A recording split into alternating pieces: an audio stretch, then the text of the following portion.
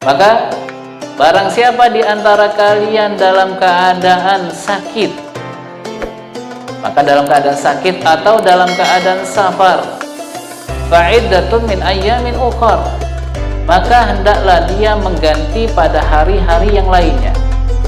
Ini merupakan dalil dari Al-Quran yang menunjukkan bagi seorang yang tidak berpuasa karena suatu udzur, maka dia boleh tidak berpuasa. Namun ketika dia tidak berpuasa, maka dia kewajiban bagi dirinya adalah mengqadha puasa yang tertinggal yang dikerjakan di luar bulan suci Ramadan.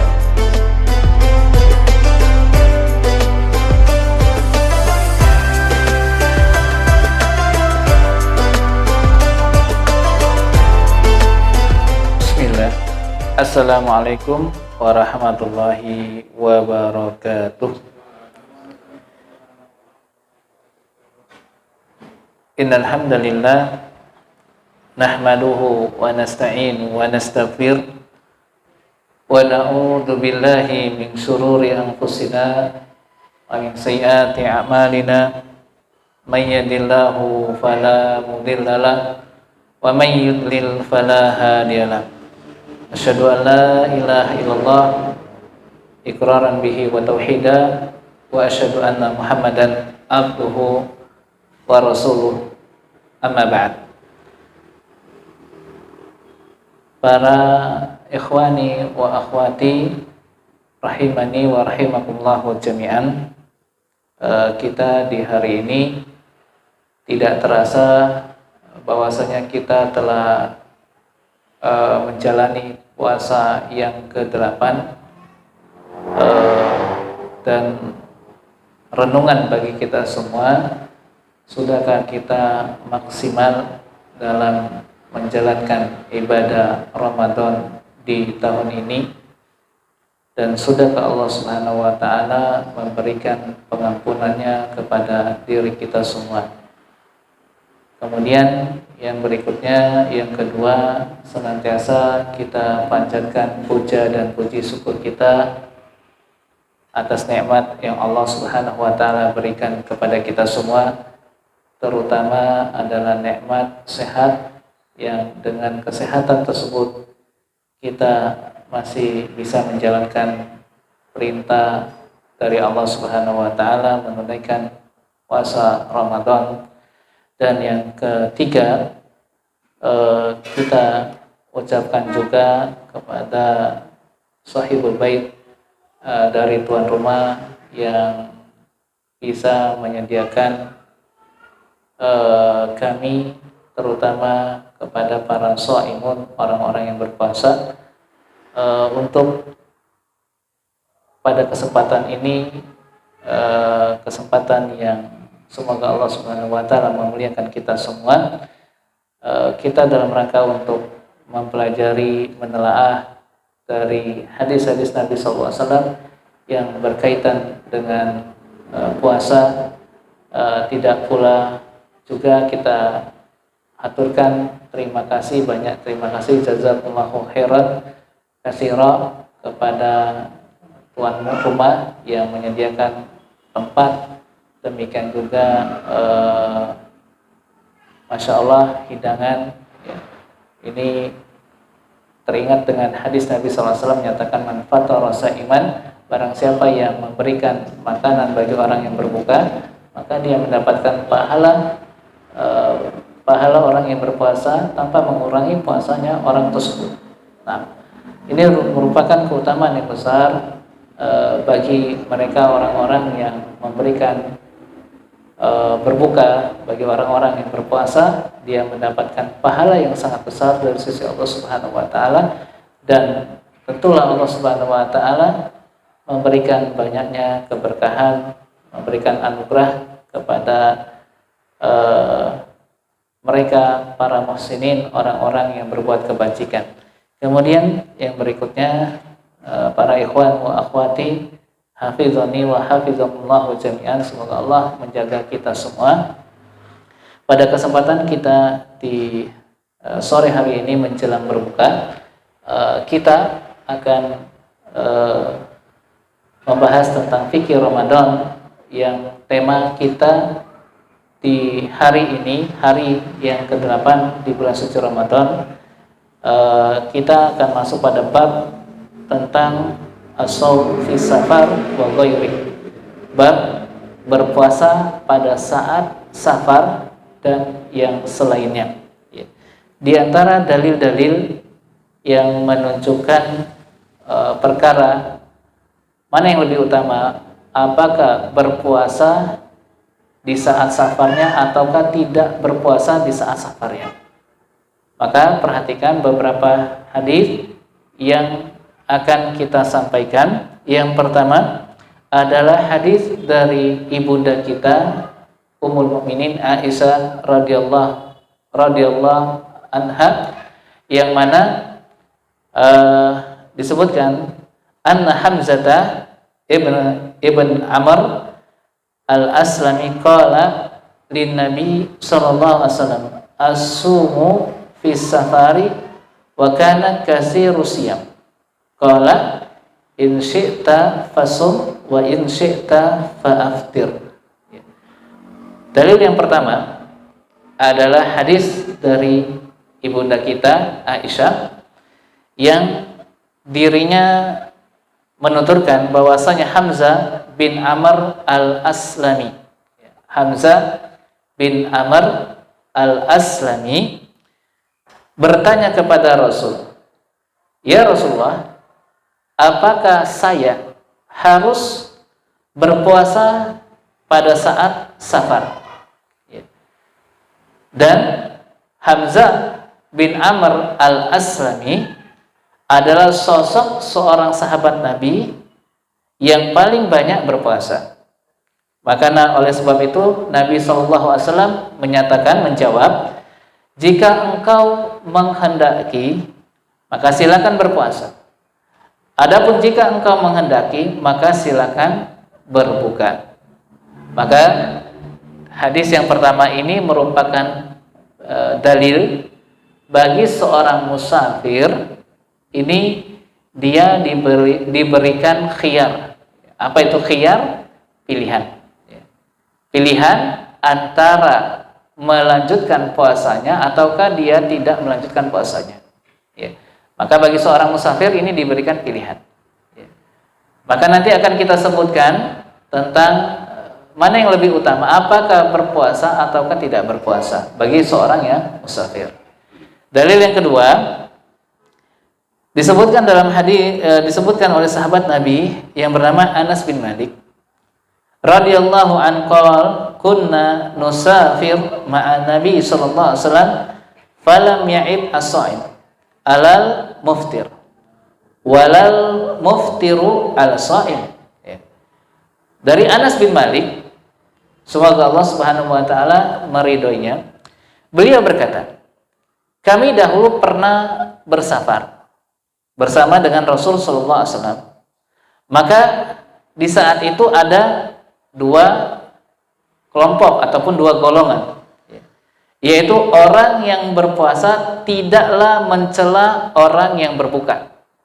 Maka perhatikan di sini, dahulu ketika Anas bin Malik safar bersama dengan Nabi, maka di antara para sahabat itu ada yang melanjutkan puasanya, ada juga yang tidak berpuasa. Maka apa kata Anas bin Malik? Maka beliau menyatakan, maka orang yang berpuasa tidaklah mencela yang berbuka, dan orang yang berbuka ataupun dengan kata lain orang yang tidak berpuasa tidak mencela orang yang berpuasa. Maka di sini merupakan dalil bahwasanya, merupakan dalil juga bahwasanya orang yang safar itu diberikan pilihan antara melanjutkan puasanya ataukah tidak melanjutkan puasanya. Kalau dia memilih, kalau seandainya dia memilih tidak berpuasa, maka wajib baginya adalah mengqadha puasanya. Berdasarkan dengan firman Allah Subhanahu wa taala disebutkan di dalam surat Al-Baqarah ayat yang ke-185. Allah Subhanahu wa taala menyatakan, "Faman kana minkum maridun aw ala safarin fa iddatun min ayyamin ukhra." Maka barang siapa di antara kalian dalam keadaan sakit, maka dalam keadaan sakit atau dalam keadaan safar, fa iddatun min ayyamin ukhra, maka hendaklah dia mengganti pada hari-hari yang lainnya. Ini merupakan dalil dari Al-Quran yang menunjukkan bagi seorang yang tidak berpuasa karena suatu udzur, maka dia boleh tidak berpuasa. Namun ketika dia tidak berpuasa, maka dia kewajiban bagi dirinya adalah mengqadha puasa yang tertinggal yang dikerjakan di luar bulan suci Ramadan. Ya. Artinya ayat ini sekali lagi tidak sebatas dengan 1 tahun saja. Ya. Maka kalau dia memiliki kemampuan membayar puasa yang tertinggal pada tahun 2 tahun yang berikutnya, maka ini pun diperbolehkan. Hanya saja bagi seorang yang memiliki hutang puasa, maka dia sangat-sangat dianjurkan untuk segera mengganti puasa yang tertinggal tersebut. Ini hal yang perlu kita pahami. Ya. Kemudian dalil yang berikutnya, sekali lagi, dalil yang kedua di dalam bab permasalahan tentang puasa pada saat safar dan selainnya. Ini juga menunjukkan dalil bagi seorang musafir, maka dia diberikan pilihan. Maka jangan sampai kalau ada kita dalam keadaan safar, kita melihat orang dia tidak berpuasa, maka kita mencelanya, tidak. Maka tidak seperti ini. Kemudian juga ketika kita yang dalam keadaan tidak berpuasa mencela orang yang berpuasa, ini tidak diperbolehkan. Lihat bagaimana di dalam hadis ini kita diajarkan, Nabi SAW mencontohkan, yaitu bagaimana bersikap, memberikan toleransi. Toleransi di dalam mengambil rukhsah. Maka perlu diingat, secara hukum asal Allah itu sangat menyukai dari hamba-hamba Allah yang mengambil rukhsah, mengambil keringanan yang Allah Subhanahu wa taala berikan kepada kita semua. Ya. Misal seorang musafir ini dia diberikan keringanan pula untuk menjamak sholat sekaligus mengqashar sholat. Perlu diingat, syariat tentang menjamak itu artinya menggabungkan antara 2 amalan dalam satu waktu. Ini jamak. Ya. Contoh, menjamak sholat duhur dengan sholat asar. Ya. Dikerjakan di waktu duhur. Maka ini disebut dengan jamak apa? Takdim. Ya. Kalau dia mengerjakan sholat duhur di waktu asar, dalam keadaan dia diberikan suatu keringanan, maka inilah yang disebut dengan jamak takhir, yang diakhirkan sholat duhurnya. Ya. Maka perkara ini yang perlu kita memahami. Terkadang sebagian besar dari kita semua ini masih ada yang keliru ketika memahami konsep, yaitu rukhsah, keringanan dari Allah Subhanahu wa taala untuk menjamak sholat. Ya. Sebagian dari kita mengatakan, wah itu kan waktunya masih panjang, bisa nyampe ya. Kita nggak tahu. Ini keringanan, maka Allah sangat mencintai ketika ada keringanan yang Allah Subhanahu wa taala berikan, kemudian kita mengambilnya. Ya. Maka jangan di dalam beragama ini memberatkan diri. Jangan bersikap taklifiyah, ya, takalluf, ya, membebankan diri yang nggak sesuai dengan kesanggupan kita. Ya. Nah, ini jangan. Ini yang tidak diinginkan di dalam syariat Islam ini. Agama ini mudah, tetapi jangan bermudah-mudahan. Ya. Maka ikhwani wa akhwati rahimani wa rahimakumullahu jami'an, fa barakallahu fikum. Kemudian bagi orang musafir, ingat bahwasanya menjamak sholat ini tidak hanya diberikan kepada syariat yang diberikan kepada seorang musafir saja, tidak.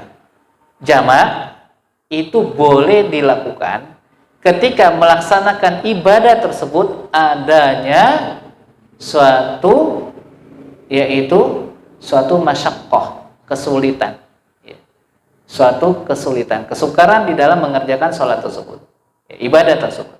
Contoh, merupakan termasuk perkara yang disunahkan kalau turun hujan, misal kita sholat maghrib, kita mendapati di waktu maghrib itu hujan lebat, turun lebat. Ini boleh kita menjamak sholat isya. Boleh setelah mengerjakan sholat maghrib, kemudian kita mengerjakan sholat isya 4 rakaat. Bukan dikosor, tidak dikosor, karena kosor perlu dipahami, syariat tentang kosor, meringkas sholat itu hanya syariat yang khusus diberikan kepada mereka orang-orang yang sedang melakukan perjalanan safar atau seorang musafir. Paham? Yang 4 rakaat diberikan keringanan untuk melakukan separuhnya. Berarti 4 rakaat menjadi 2 rakaat. Bukan mafhumnya 3 rakaat menjadi 1,5. Enggak. 2 rakaat menjadi 1, tidak. Hanya bilangan yang sholatnya 4 rakaat saja menjadi 2 rakaat. Semisal sholat duhur, asar, dan isya. Maka ini diberikan keringanan. Demikian juga termasuk perkara yang masyaqqah, seperti orang yang sakit. Maka tidak memungkinkan bagi orang yang sakit itu sholat di tepat waktunya, pada waktunya. Maka bagi orang yang sakit ini pun berlaku, dia boleh untuk menjamak sholatnya. Menjamak sholatnya. Kenapa? Karena orang yang sakit ini tidak mampu untuk melaksanakan sholat di awal waktu. Maka bagi orang yang sakit ini dia mendapatkan keringanan di dalam syariat Islam ini untuk menjamak ibadah sholat. Paham?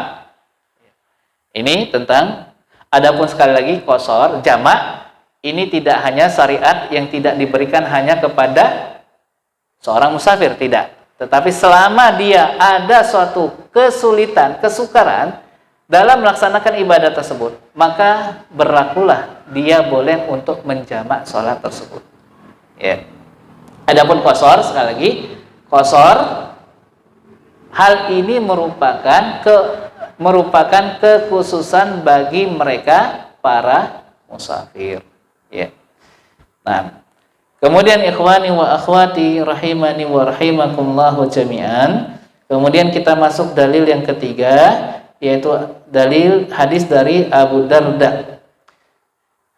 Qala kharajna ma'a Rasulillahi sallallahu alaihi wasallam fi syahri Ramadhan fi harri syadidin hatta in kana ahaduna liyudi'al yadahu ala ra'sihi min siddati al-har wa ma fina sha'imun illa Rasulullah sallallahu alaihi wasallam wa Abdullah ibnu Rawaha. Disebutkan dari Abu Darda, beliau menyatakan, kami dahulu pernah keluar bersama dengan Rasul. Bukan khuruj, khuruj, bukan khuruj, tidak. Ini keluar, sahabat ini menuturkan, Abu Darda menuturkan, dia keluar bersama dengan Rasul, maksudnya safar, pernah safar bersama dengan Rasul di bulan Ramadan pada hari yang sangat panas menyengat. Sampai-sampai salah seorang di antara kami ada yang meletakkan tangannya di atas kepalanya karena sangat panasnya hari tersebut. Sementara di antara kami tidak ada yang berpuasa melainkan hanya Rasul SAW dan Abdullah bin Rawaha. Abdullah bin Rawaha. Dan ini merupakan dalil bahwasanya pernah Rasul Shallallahu Alaihi Wasallam di dalam sebagian safarnya, dalam keadaan safar, beliau tetap melanjutkan puasa Ramadan. Ya. Ini juga merupakan dalil bahwasanya jangan sampai kita melarang orang, udah kamu berbuka aja. Jangan pula kita ngomporin. Ya. Silakan dia mau ngambil pendapat yang mana.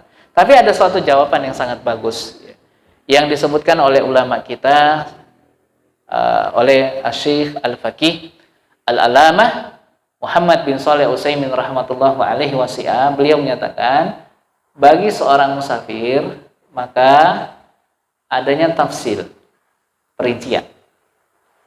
Kalau dengan sebab safarnya itu memberatkan puasanya, ya, maka dalam keadaan seperti itu tidak berpuasa, atau dengan kata lain berbuka, ya, artinya tidak berpuasa, maka bagi seorang musafir itu lebih baik bagi dirinya, lebih utama.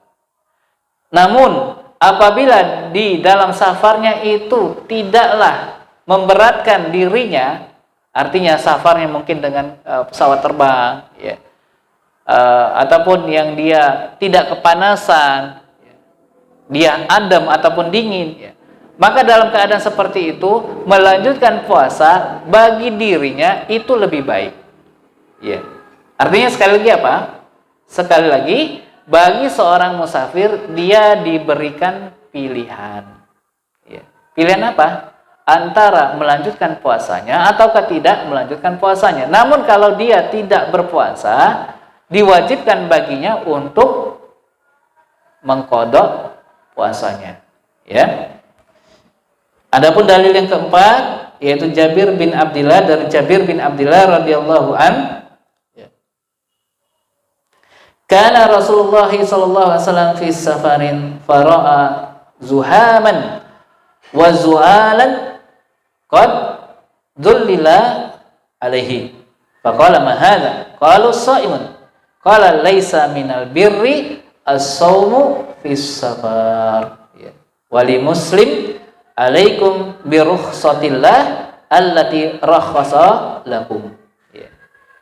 Hadis yang keempat di dalam perjumpaan kita di sore hari ini, yaitu dari hadis dari sahabat Nabi Jabir bin Abdillah.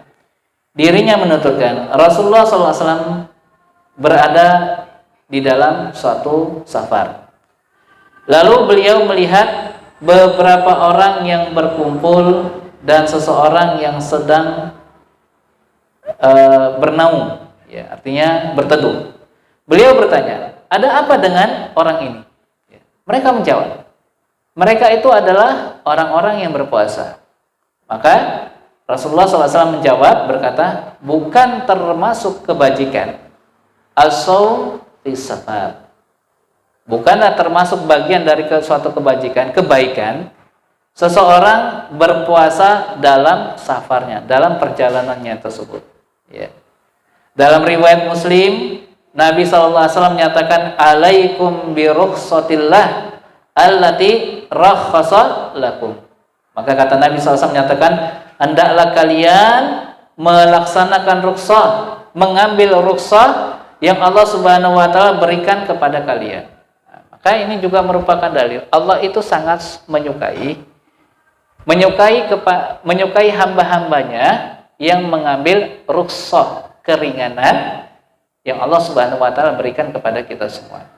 Ya.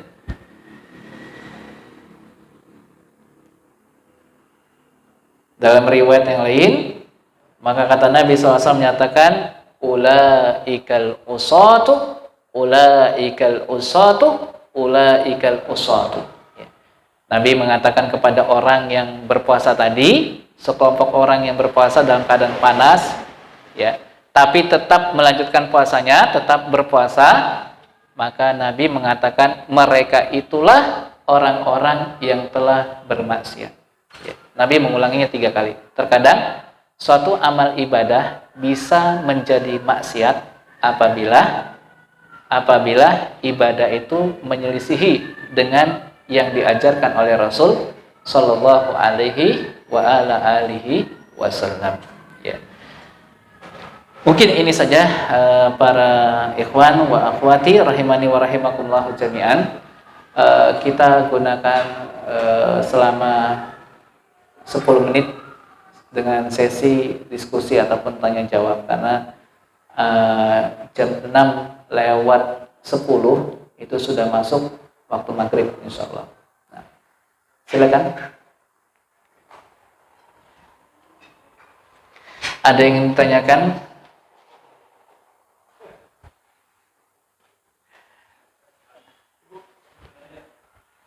Iya, Ibu. Masalah.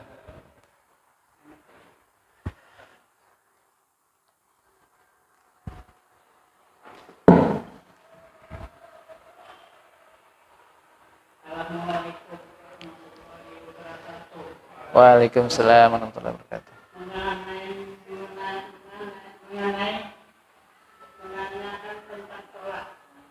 Iya.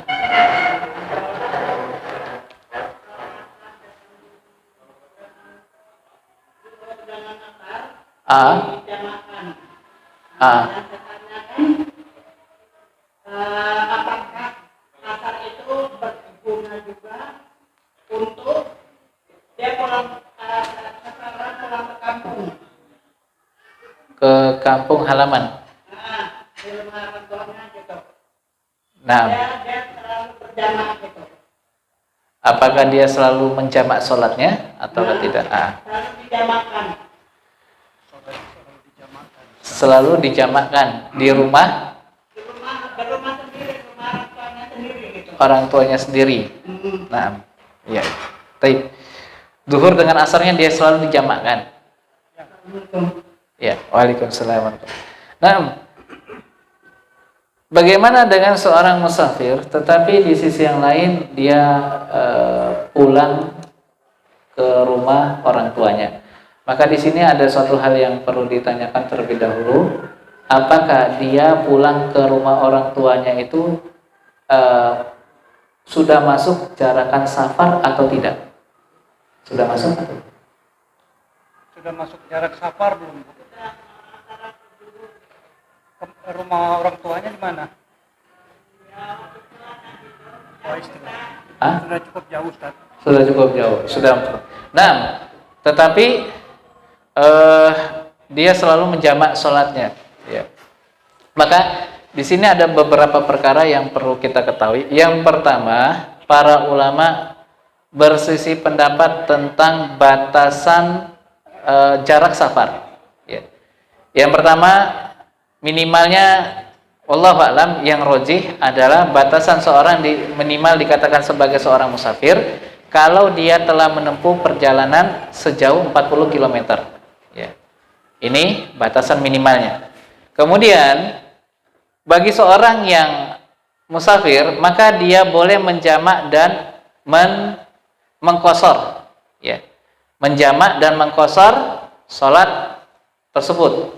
Menjamak dan mengqashar salat zuhur dan asar. Bisa di waktu zuhur ataukah bisa di waktu asar. Ya.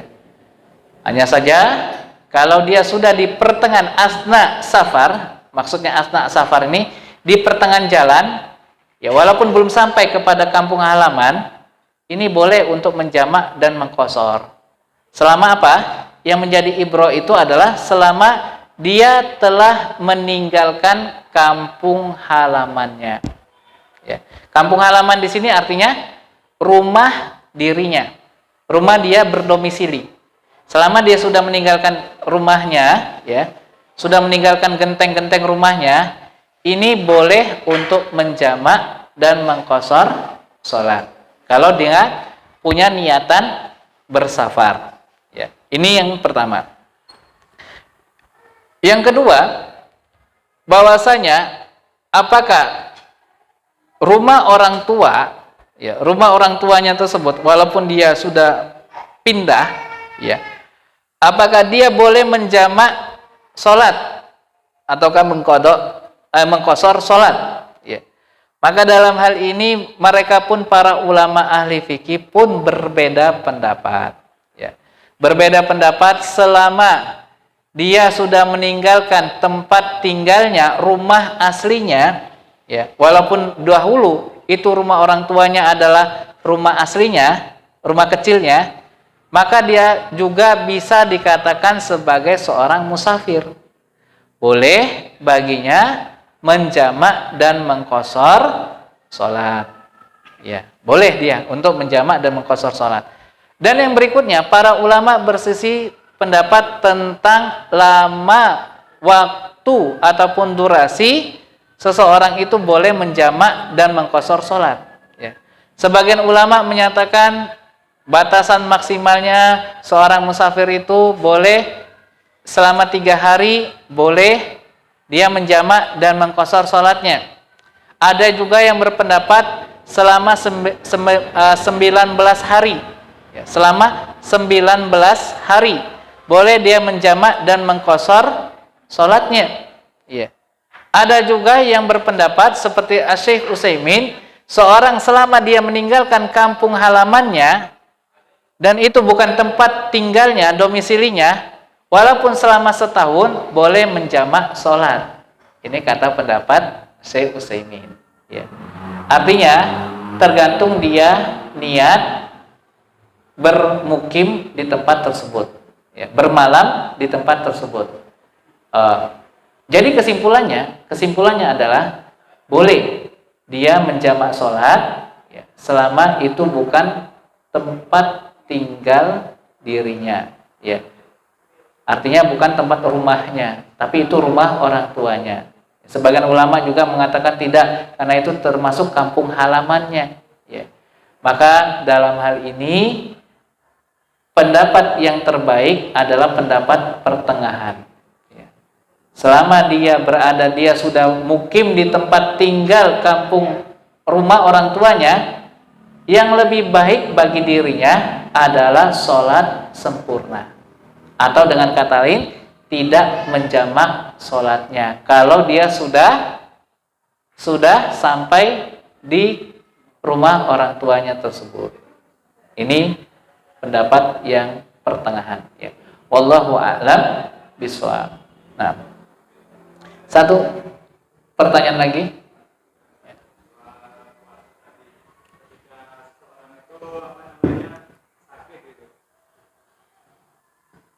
Ketika seseorang itu sakit dan divonis dokter itu sakitnya itu bertahun-tahun, dan alhamdulillahnya seorang itu udah sembuh, udah sampai 1 tahun gitu.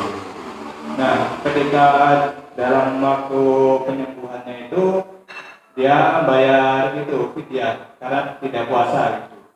Nah, itu kan sudah setahun lewat dia sembuh. Apakah dia tetap harus membayar ketika waktu sakit itu puasa? Nah, tetap yang baik, lebih baik bagi dia, walaupun dia sudah divonis oleh dokter tidak ada harapan untuk sembuh, ya. Ternyata 1 tahun berikutnya dia sehat. Ya.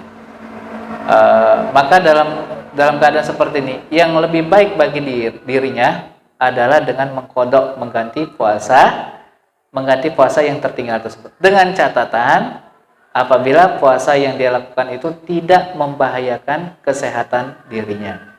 Ya. Ini dengan catatan, tentu dengan catatan. Ada sebuah hadis yang beredar di tengah-tengah kaum muslimin. Namun hadis ini adalah hadis yang palsu. Apa itu hadisnya? Sumu tasihu. Berpuasalah kalian, niscaya akan menyehatkan kalian. Puasa ini, hadis ini adalah hadis yang palsu. Ya. Hadis apa? Sumu tasihu. Berpuasalah kalian, niscaya kalian akan sehat. Ini adalah hadis yang palsu. Ya. Ini yang sering dipakai oleh kaum muslimin. Ya. Akhirnya salah niat ya.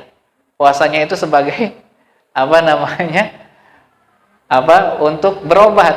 Nah, ternyata itu bisa memudaratkan dia kalau dia berpuasa. Ini hadis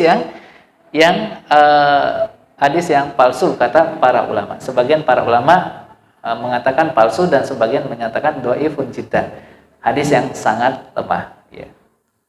Kesimpulannya adalah yang baik bagi dirinya mengqadha, walaupun dia pada saat itu dalam saat pada saat itu dia dalam keadaan divonis tidak ada harapan untuk sembuh, ya. Maka bagi orang yang tidak ada harapan sembuh, maka yang terbaik adalah secara hukum asal adalah fidyah. Sama dengan orang tua yang sangat tua sekali, ya. Tidak mampu dia untuk berpuasa, maka bagi orang tua yang sangat renta, maka ketika dia tidak berpuasa, maka kewajiban baginya adalah yaitu dengan fidyah. Ingat, membayar fidyah tidak boleh dalam bentuk uang, tapi dalam bentuk makanan pokok. Ya, tidak boleh dalam bentuk uang. Ya, ini dia kesimpulannya. Ternyata dia sehat. Ya, satu tahun yang berikutnya dia sehat. Bagaimana nih? Maka lebih baik bagi dia ketika dia sehat, dia mengkodok mengganti puasa yang tertinggal tersebut. Selama dengan catatan, kata Syekh Utsaimin, selama dengan catatan tidak memudorotkan bagi kesehatan tubuhnya. Ya. Ini saja mungkin yang bisa disampaikan, kurang dan lebihnya saya mohon maaf. Kita akhiri majelis kita di hari ini. Kita tutup dengan doa kifaratul majlis. Subhanallah, asyhadu an la ilaha illa anta, astaghfiruka wa atubu ilaik. Al-afu minkum. Wassalamualaikum warahmatullahi wabarakatuh.